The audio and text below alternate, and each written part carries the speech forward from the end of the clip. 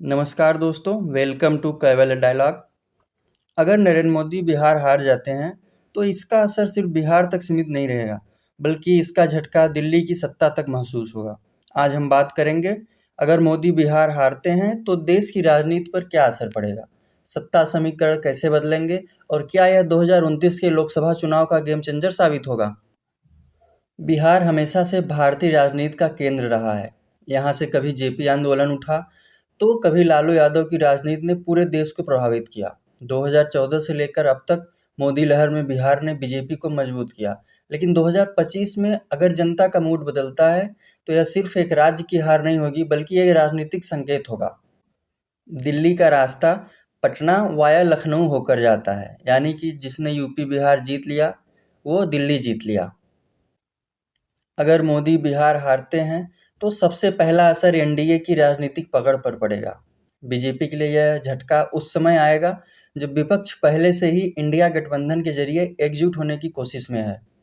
बिहार में हार का मतलब होगा जमीन पर जनता का असंतोष बढ़ना, नीतीश कुमार और क्षेत्रीय नेताओं का पलड़ा भारी होना, केंद्रीय मुद्दों से ध्यान हटकर राज्य स्तर की राजनीति हावी होना, और सबसे बड़ा असर मोदी की अजेय छवि पर पड़ेगा। अगर एनडीए बिहार हारता है तो विपक्ष को नई ऊर्जा मिलेगी।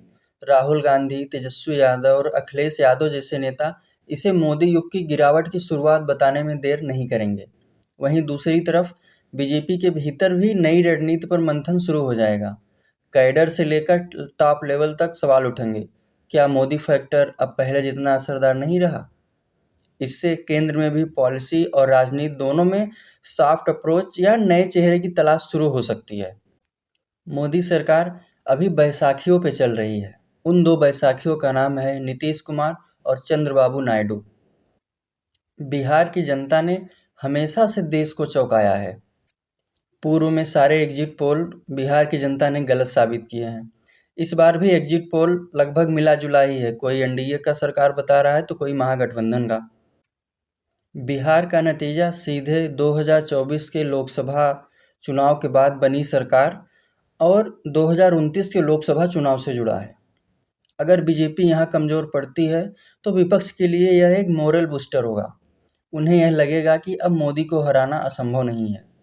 दूसरी ओर बीजेपी अपने संगठन को फिर से मजबूत करने में जुट जाएगी और शायद नए चेहरों का यह नई गठबंधन रणनीति पर फोकस बढ़ा दे। तो सवाल यही है, क्या बिहार की हार सिर्फ एक राज्य की राजनीति होगी या मोदी युग के अंत की दस्तक। तो सवाल यही है, क्या बिहार की हार सिर्फ एक राज्य की राजनीति होगी या मोदी युग के अंत की दस्तक।